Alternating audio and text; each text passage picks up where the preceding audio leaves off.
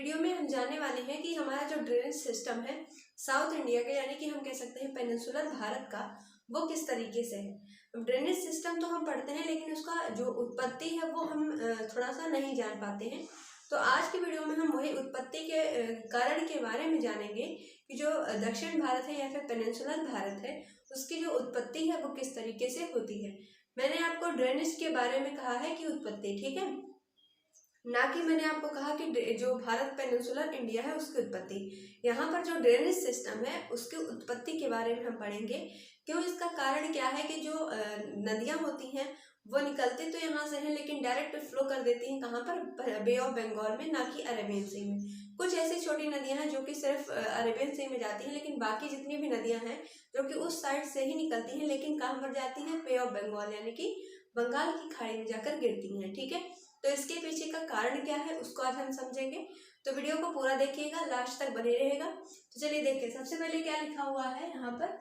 सबसे पहला पॉइंट लिखा हुआ है ओल्डर देन हिमालयन सिस्टम, यानी कि जो हम कह सकते हैं कि जो पेनिनसुलर इंडिया है या फिर दक्षिण भारत का जो ड्रेनेज पैटर्न है वो क्या है कि जो हिमालयन ड्रेनेज पैटर्न है उससे क्या है, पुराना है। तो ये क्वेश्चन आपसे स्टेटमेंट की तरीके से पूछा जा चुका है कि जो ये पेनिनसुलर जो ये ड्रेनेज पैटर्न है वो हिमालयन ड्रेनेज पैटर्न से ओल्ड है कि नहीं। तो आपको याद रखना है क्या है, ये ओल्ड है। ठीक है, उसके बाद दूसरा पॉइंट देखिए यहाँ पर क्या लिखा हुआ है। पेनिनसुलर के नॉर्थ में कौन कौन सी रिवर्स हैं, चंबल, सिंध, बेतवा, केन और सोन। ये चारों पांचों नदियां गंगा तंत्र से संबंधित हैं। कैसे संबंधित हैं, ये सभी किसकी सहायक नदियां हैं, यमुना की सहायक नदियां हैं। और यमुना किसकी सहायक नदी है, गंगा की सहायक नदी है। तो इसलिए हम सीधा सा कह सकते हैं कि जो गंगा तंत्र है उससे ये चारों पांचों नदियां क्या है, रिलेटेड हैं।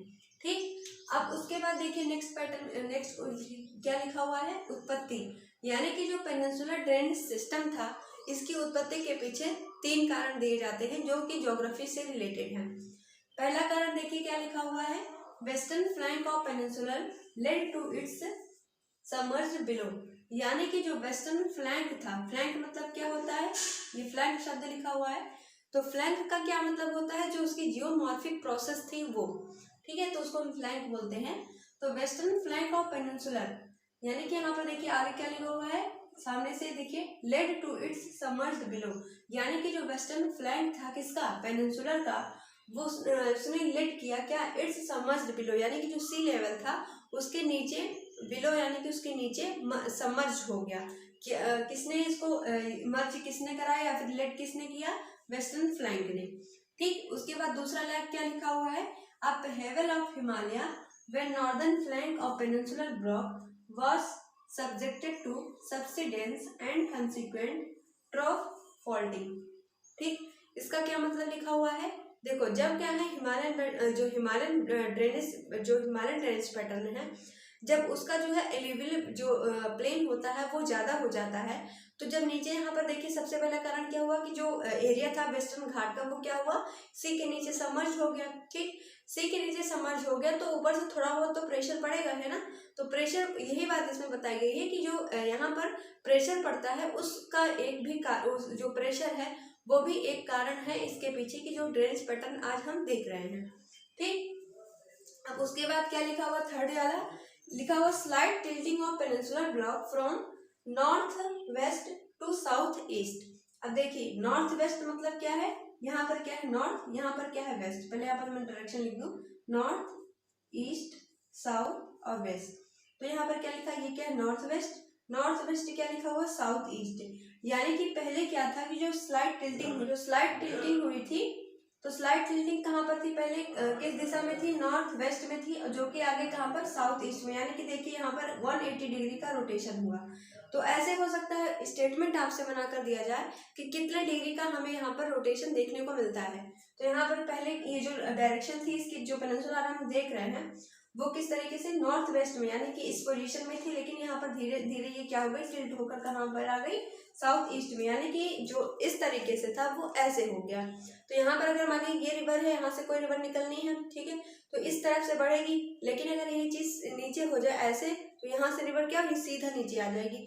तो इसीलिए कारण होता है गोदावरी, कृष्णा, कावेरी, वैगई, इन सभी जो रिवर्स हैं वो कहाँ पर आती हैं, बे ऑफ बंगाल में। निकलती तो वेस्टर्न घाट से हैं, लेकिन कहाँ पर चली जाती है, बे ऑफ बंगाल यानी कि बंगाल की खाड़ी में चली जाती है। क्यों चली जाती है, मैंने आपको ये 3 कारण बताए, और ये 3 कारण एनसीईआरटी से लिए गए हैं। तो इसको आप बहुत अच्छे से ध्यान से समझिएगा, ठीक है, क्योंकि एनसीईआरटी में हर एक शब्द बहुत इंपॉर्टेंट होता है आपके लिए, और एग्जामिनर जो होता है वो सेम वही शब्द उठा के आपसे क्वेश्चन में पूछता है, ठीक है। तो शब्द को आप बहुत अच्छे से ध्यान रखिएगा।